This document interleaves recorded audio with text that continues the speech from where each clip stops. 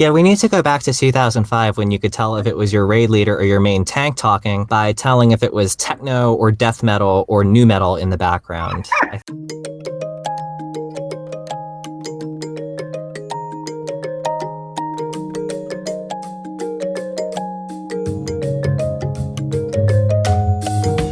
Welcome back to Code Points, the only podcast that runs locked at 58.9 frames per second. I'm John. I'm Miles, I think. Right? Today we're going to be talking about the modern conference call.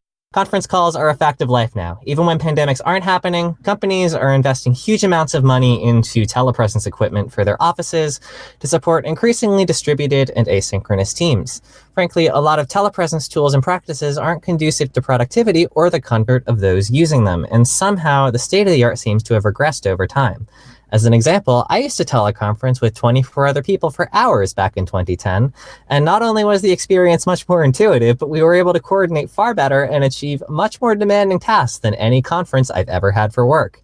I'm of course referring to my World of Warcraft guild clearing Icecrown Citadel. Oh my If a bunch of retirees and teenagers could coordinate enough to kill Professor Putricide using 2010 technology, trained software engineers shouldn't spend nearly as much time as we do fumbling with modern conferencing software.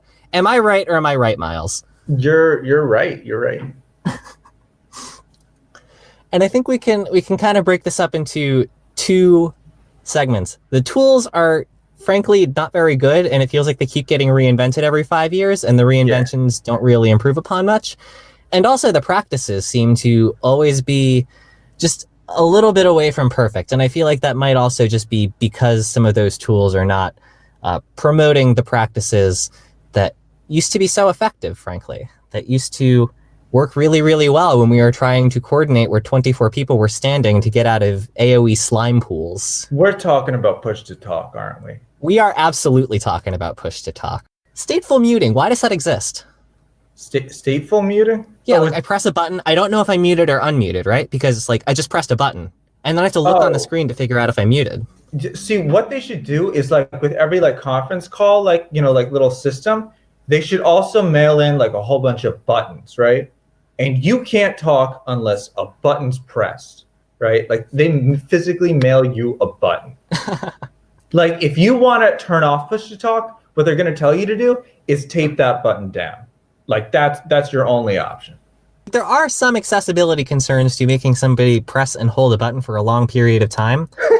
But for everybody else, I feel like push to talk is probably the best solution here. Oh my gosh, yeah. It should be on by default. Like you should have to flick it off. I would even say that push to talk should be standard on headphones. Like there should be a dedicated button that says, I want this microphone to be recording right now. And it's like a hardware cutoff. Oh, also, like, what's that thing where you have to hit a certain volume threshold for it to actually pick up sound? Threshold speech? Yeah. Oh my gosh, that technology, it always goes wrong. So always like 90% of the time, like someone's getting cut off, like the first like sound that they make. Mm-hmm. Yeah, the attack times are always far too long unless you're... It's always like, hey, and then you only hear a, and you're like, a, and they're like, I didn't say a, I said hey. Yeah, which again is why push to talk is so useful. Yeah. And the other thing about push to talk is back in the day on Vent and Mumble, when you pressed your button, a little beep used to be sent out to everybody else in the room. So it was a great way of effectively remotely raising your finger and opening your mouth and breathing in and saying, I want to talk, you know, I want to be heard here. Maybe we should use some of that for these podcasts. I keep interrupting everyone. That actually might not be a bad idea. I think Mumble supports recording. Yeah. Modern conferencing apps just don't have this, and frankly, it's kind of annoying. No, they always push for something weird, like, oh, we've incorporated AI to get rid of background noise. It's like I get that that's vaguely important, but like, is that really what you're trying to push here? Is that really what makes your conference calling thing way better than everyone else's?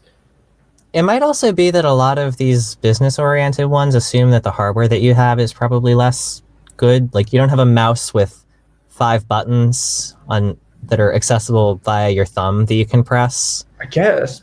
And I feel like the call-based nature of these tools is also just not that conducive to Yeah. a pseudo synchronous work environment that a lot of us find ourselves in. Obviously, if you are in an asynchronous environment, this doesn't matter as much. But I remember back in the day before raid times and just when we were just messing around in video games, we used to all just hang out in the vent or in the mumble, and we just deafened and muted ourselves when we were AFK, or we logged off when we logged off. And if we wanted to do something, we just yank somebody else into the channel and be like, hey, you want to do this? And they'd see like this person yanked you into the channel, and then presumably you'd undeafen yourself so we could speak. My friends all use Skype. Man, Skype was trash back then. It's still trash. Everything about Skype's terrible, past and present. Anyway. Yeah, I was definitely spoiled with really good communication practices back in my age of playing video games nonstop. And I think it made a lot of sense because there was a lot of incentive to refine your communication processes to a sharp point. Because if you refined your communication processes well, you're going to coordinate better in the raid, you're going to get more loot, you're going to get more glory, and you're going to be that guy who killed the Lich King, whereas all the other people with the crappy communication processes didn't. Yeah, no, absolutely. You could tell it like... It feels like it almost matters more to people just playing video games than a multi-million-dollar company or something like that. So I feel like a lot of these conversation tools benefited from existing in a shared space, but I also feel like there is a lot that could still be gained. Because obviously, as you're playing video games, where, I feel like communication was at its best, you were all pretty much looking at the same thing, just from different perspectives. You were all gathered around the same boss. You could all see the same void zones that you were not supposed to stand in. Yeah. But at the same time, a lot of the time, the shared space doesn't really matter when you're teleconferencing because you are all talking about this nebulous idea. You're not all, unless you're pair programming, you're not all looking at this one specific thing that you're supposed to work with. Yeah, you're bringing up some good points. I mean, you could always do like a video call, but everyone hates that. And it's not even like it's like pointed at your hands and you're like drawing something. It's always just like the boss's face. And you're like, okay, why do I need to see this? Mm-hmm. I feel like screen sharing is just kind of, it's not a great way to express what you have on your mind compared to other methods of ingesting that information almost, because it feels like when you are screen sharing, it does use up, for some reason, an insane amount of bandwidth. I have no idea why, but it seems like a lot of these conferencing apps do not know what video compression is. And you're only really limited to one person's screen at a time. So if you want to switch screen sharing between people, you have to say, oh, okay, could you please stop sharing person number one? Person number two, can you now share your screen? And that's a whole process, and everybody's train of thought gets derailed for that. Whereas, honestly, you're just streaming static images when you're sharing screens. Why can't we just have everybody's screen be automatically shared, or just have it be a multiple, you can have multiple people sharing their screen at once, and that's just kind of supported through the application. I think you might be going back to terrible ideas that go into apps that don't need to be there. Because the real problem with that is, first off, the compression algorithm's usually built for like not text. You know what I'm saying? Like JPEGs are a terrible way of storing flat images. This is true, but at the same time, there are lots of ways to tune video compression algorithms for still images. H.264 has that, for example. Yeah, no, not that they can't do that, but it's usually not what they're trying to. Well, I guess if it's dedicated solely for that, then it wouldn't be that bad. But anyway, so first off, they're using the wrong compression algorithm because that's not the use case. And second off, text is often really small because people have giant monitors, but you don't want to use up all the bandwidth. So you end up with this really blurry text that no one can read. So if you do that multiple times, you're going to end up with some really blurry text, especially if you like shrink it down too. Everyone would have to be like zoomed in at like 400% to whatever they're showing you. I don't think that you're going to be looking at multiple monitors at once, but just the ability to quickly click away on your own volition and look at somebody else's monitor. I feel okay, I get what you're saying. I you don't even meant like when you're focusing on one person's monitor, you don't have to be actively streaming the others, but just being able to acquire that stream ad hoc would be really, really nice. Like, you are always uploading, but you're not always downloading everybody else's screen. I think that would be a reasonable solution, and I feel like, honestly, it wouldn't use up all that much more bandwidth than it currently is, because you're going to be focused on somebody's screen a good chunk of the time, so that's not using up any more bandwidth. And on the off chance that you do want to look at two screens at once, let them. I mean, if it's that I just useful. came up with the worst idea. Oh my gosh. Every time you video conference, it opens up a virtual machine that you all simultaneously have control over. Just not like multiple virtual machines, just one virtual machine. You're all controlling the same mouse. It was a beautiful thought I had to share. I mean, you all are on the same VPN usually when you are conference calling, so VNCing into somebody else's machine, obviously not all at once, but I think that should be a standard feature almost nowadays. Obviously, that wouldn't have been something that happened in that a ton, though, if they. But if you're in like an enterprise deployment of communication software, I feel like your security model doesn't necessarily assume that people who are not supposed to be there are able to be there. Because if you're already on a enterprise deployment of communication software, you can probably exfil a lot more before just taking control of somebody who's currently having a conference while that other person knows you're in the conference and wants to have control of your computer. I feel like that's a much higher. No, I meant scammers would buy a license and then they tell people that they need to download the software and then people download it. The scammers already do that. Yeah, that happens with other software. Yeah. I'm just saying scammers would also love this one. I also do feel like the shared space is still valuable. This is going to sound dumb, but I am wondering if eventually maybe some kind of almost sort of like virtual reality thing could maybe solve this. Just being able to get everybody in the same room, have maybe multiple video streams of people's monitors just kind of available. Maybe not even in a VR space, but just in like a sort of application layer as bandwidth continues to improve and as video decoding hardware and as compositing on microprocessors and graphics processors continue to improve. I'm just wondering if having the ability to share what you are doing at all times is the future, because I feel like a lot of this holdup is caused by that handshake at the beginning saying, hey, can I call? And then the 2 minutes of getting your screen set up and saying hi to everybody, and then the additional minute of trying to get the right window into focus and setting up your audio devices, if that's a thing, and maybe requesting control of a desktop and then dealing with the latency and all of that stuff. I feel like that's one of the biggest problems with conference calls today in terms of a technological perspective. In some ways, yes. I don't think... I think VR, first off, is a horrible idea. I'm with you on it being a horrible idea because you did preference it with that.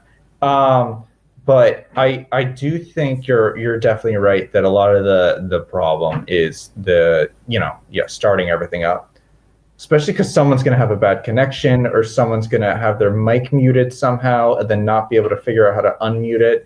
And then they'll like jump in 30 minutes into the call. I was here the whole time, but my mic was muted or something like that. Yeah, the setup time, I think, really is kind of a lot of the pain.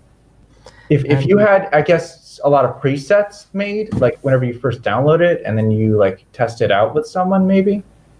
For some reason, I don't know why. I think it has something to do with the introduction of Bluetooth audio equipment and these like ad hoc devices and syncs that your operating system creates. Nothing ever remembers your audio devices anymore. If you start up a new conversation on pretty much anything semi-modern, I usually have to reset my audio devices every single time, or at least re-choose them when I start it. Whereas back in the day, I could have not logged into Mumble in a week and a half, and it would still remember that my microphone, which has been connected and disconnected multiple times since then, is still what I want to speak into.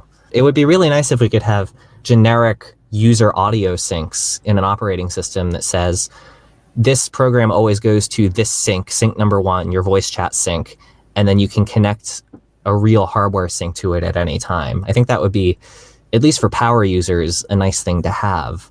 And I think you can do that in Linux with Pulse Audio or maybe with Jack, but certainly not in Windows. And if you can do it in Linux, it's kind of a command line situation, and I'm not sure if they persist through a reboot. One software I used once, I downloaded it, and I think I used it like once for like one group of people. but it had a whole like virtual room. So you could put like half of your people like to the left of you and half of your people to the right of you. And if you had like stereo headphones, you'd be able to like tell who's talking, even if they had like similar voices. Cause like, oh yeah, James is on my left and Bob is on my right. You know what I'm saying? Mm-hmm. I feel like that's kind of useful because half the time people like talk in like a conference call and then someone's like, okay, who's talking? Who is that? Oh, it's Bob. And then the person's like, yeah, I'm Bob. And that eats up like another 30 minutes of like your conversation, just confirming who's talking. Yeah, we need to go back to 2005 when you could tell if it was your raid leader or your main tank talking by telling if it was techno or death metal or new metal in the background. I feel like that's really missing in today's modern conferences as well. Or maybe whenever you do the push to talk tone, it has like a different tone depending on the user. I think that would also be a cool idea. Like a little jingle. Also, priority speaker. I really miss priority speaker. Just What's- being able to have somebody, a meeting facilitator, also known as your raid leader, being able to talk over other people. So useful. So useful. That does sound useful. I've never even heard about that. Yeah, Mumble used to have it. So if your raid leader started talking over just somebody joking around or saying, "Oh, I'm out of mana," if a big mechanic is coming up, that person who's talking about being out of mana or whatever gets attenuated by like 80%, so their voice level is dropped, and then you can hear your raid leader loud and clear saying, "Okay, guys, we gotta nuke this ad right now." Jeez. Okay. Yeah, I really do hate Skype then. Yeah. Screw So all my nice. friends for using Skype. It sounds really nice. Yeah, I feel like the tooling definitely could be polished, which is kind of a shame because a lot of it is really starting to become mature, whereas it used to be somewhat immature because it kept getting reinvented all the time. But a lot of these seem to be parts of long-term products now, and I just don't see a lot of that polish being added still. Features are not really prioritized. It almost feels like it's being put into maintenance now, at least a lot of the stuff that I've used previously, which is kind of a shame.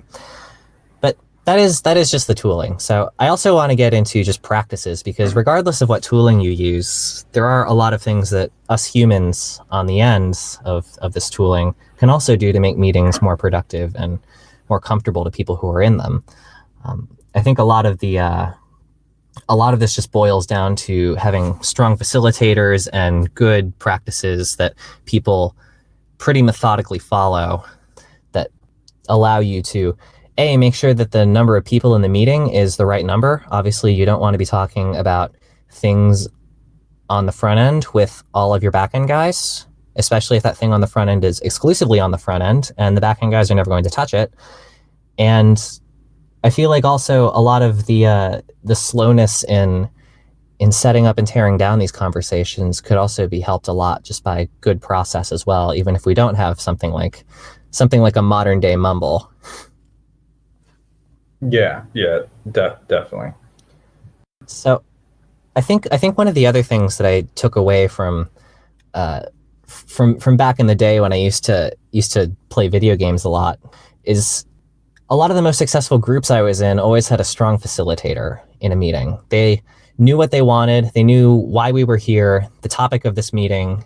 They were always in control and always able to direct discussion, and they knew when to end the meeting as well. I think that's the most important part, is they don't let it stick around for too long. They know when the value has been achieved, usually when you kill the raid boss, and then they're able to say, "All right, good night, everybody," or they're able to say, "All right, well, we've done, hopefully this doesn't happen in the professional world, but all right, we've been here for 2 hours. Let's all take a 5-minute break and come back."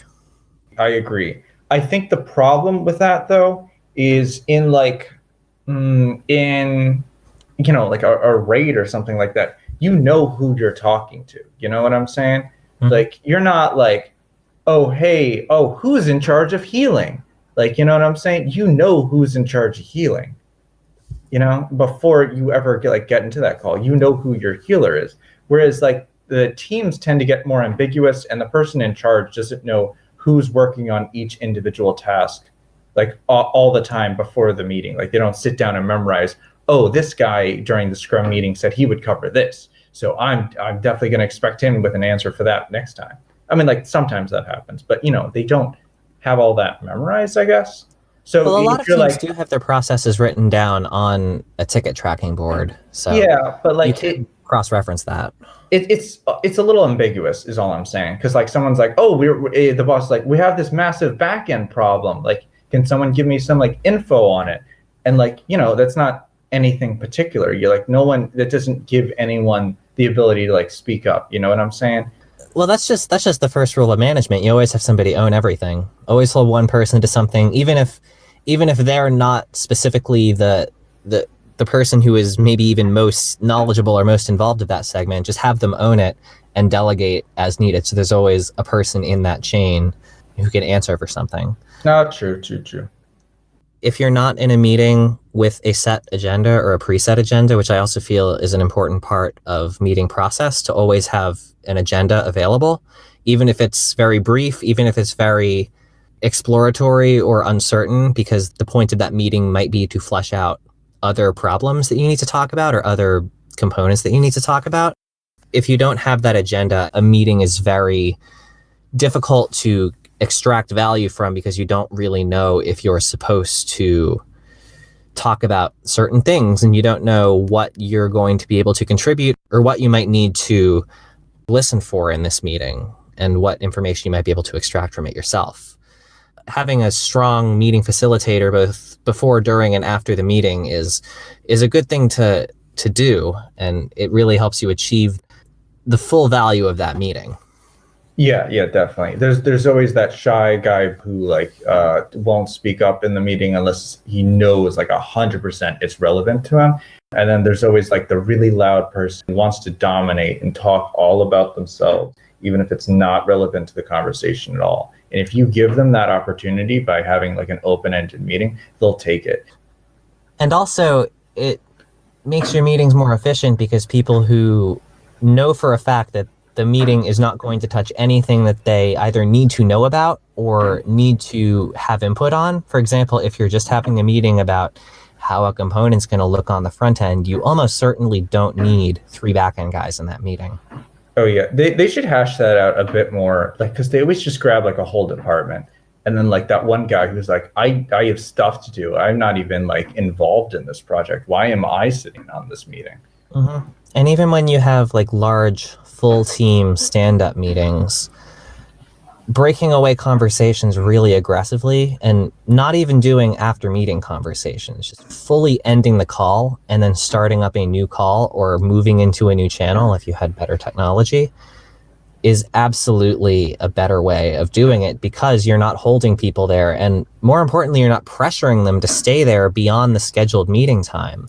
There's no social pressure for the front end guy to sit there while you're talking about designing a database table that is only going to be used for one feature ever and is unlikely to see any additional work beyond this week.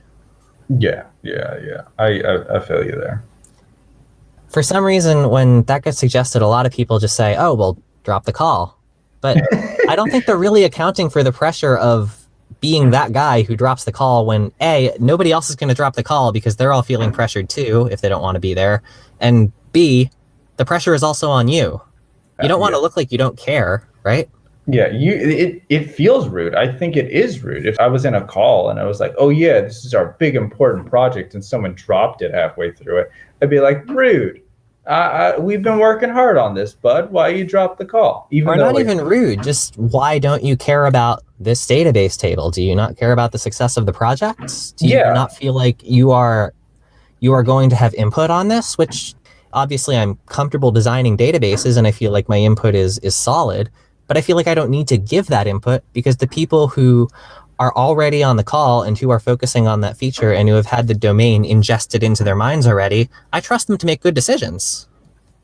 You shouldn't, but yeah. I feel like I don't need to be there to steer it because there's 3 people already on the call and they know what they're talking about. I really feel like I don't need to be there. I don't need to micromanage them from the bottom.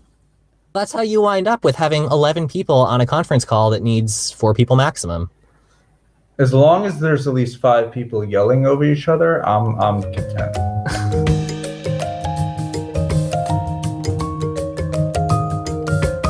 So this week, the Raspberry Pi Foundation dropped the Raspberry Pi Pico, a $4 microcontroller that you can buy probably not with express shipping because that's not how shipping works. It has a Cortex M0 Plus processor running at a little over 100 megahertz. It has, more importantly, a one-cycle integer multiplier, which is not standard, or at least not required on the Cortex M0 Plus, so that's really nice to have.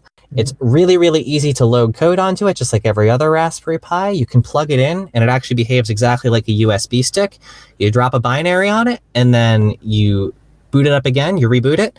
I think there's a button that you need to hold down to make it go into USB mode, and then if you boot it up without the button held down, it just runs the program. Super, super, super easy, especially compared to a lot of the proprietary tooling that other microcontrollers and FPGAs have for loading code. It can run C and MicroPython. MicroPython's really, really easy to work with. C, I think you need to do something weird with CMake, but shouldn't be that bad.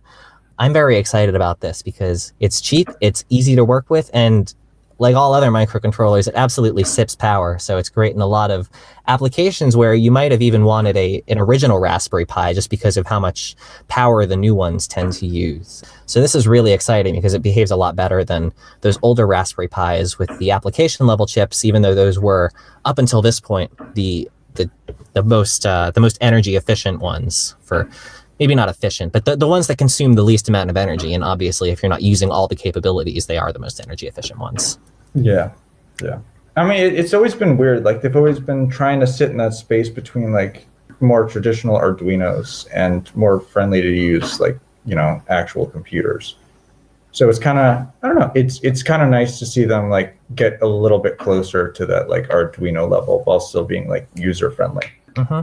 And I'm also really excited that these things are so cheap. Like, you can run down to various electronic stores at the moment, and if you're willing to go in there, put on a mask, and brave the other people, you can get these for as low as $2 sometimes, especially with discounts from stores that act as loss leaders, which is actually nuts, because back in the day, before the tariffs hit, if you wanted to import an ESP32 from China and use their heavily subsidized shipping that took literally months to arrive at your door, you were still paying $2. And if you wanted to buy it from a United States seller with faster shipping and a more built-out distribution network that's not as subsidized, you're paying $20 easily. 10 at the absolute lowest if you're buying in bulk. So this is really, really exciting because I feel it's going to democratize microcontroller programming without having to read through a data sheet that is mainly written in simplified Chinese. It kind of takes out half the fun of it, though. I mean, it honestly does. I really enjoy kind of sifting through these data sheets and figuring things out because, have you ever played Shenzhen.io? Shenzhen.io? No. Yeah, it's a game where you pretend to be it's like a puzzle game where you pretend to be like a microcontroller programmer or like a hardware designer almost. And you need to read through all of these data sheets and, write all of this code that makes certain outputs, and you write various things to control lights and stuff. And it's a fun game, but it's doing that in real life. It's actually, I think, a better way to do it if you have the skills. A better way? I don't understand. I mean, I took an embedded systems class where we had to write machine code. Yeah, so some people do that. Some people will pay $15 to do that on Steam, but you can do it for realsies for the cost of a $2 microcontroller now. Oh my gosh! I mean, you used to be able to do it too, and I think it might have actually been a little bit more. I can't find microcontrollers that are actually that cheap. I don't really know what I'm looking for though. Whenever I actually shop for them, I used to find them on AliExpress for just incredibly cheap. I was always a little bit hesitant too, just because I knew that I would wind up with 40 microcontrollers and absolutely no use for them. But I've really wanted to just buy a whole bunch of them, just the various ones like the ESP32s and the Arduino clones and all of that. Yeah. Just because it's $2 shipped to your door. I mean why not? Every time I find something cheap, I'm like, oh, and then I'm like, oh, it's just the chip. It's just the chip. And I'm like, not the board or anything else. It's just the chip. I really hope, because this is just such an easy piece of, what's a good term for this? Like low-level hardware, something that doesn't run an operating system and something that doesn't run these high-level communication stacks. it's so easy to work with. I really hope that they get into the FPGA space eventually. Dude, even like a high school computer science class, it seems like this could be accessible to. Yeah, absolutely. Whereas Like, I own a tiny FPGA BX, and that thing is probably as accessible of an FPGA as you can get. You get a nice little card documenting all of the ports. You get nice open source software. It's written in Python that you can run to load stuff onto it. Pretty well written documentation, especially for a project that's done by effectively, I think it's done by one person almost. Probably some other people in collaboration, but it's really not a large team. The whole thing's done on, it's either Kickstarter or one of their analogs. And that is still a process. You still need to know a lot about computers and be comfortable with tooling to be remotely efficient with it. Whereas with this, it's a USB stick. Just plug it in, hold down the boot selector button, drag your program in after you press compile, and you're done. That's so easy. And you don't need to download these enormous IDEs that, Xilinx and Altera and all these other people make, where, especially if you're in an education setting, it might give you a one-button compile solution, but it also gives you 600 menus surrounding that button that are just going to serve to confuse you because you don't need them. I have not had that experience. Maybe my embedded system class was just super great about it, but I don't know too much about that.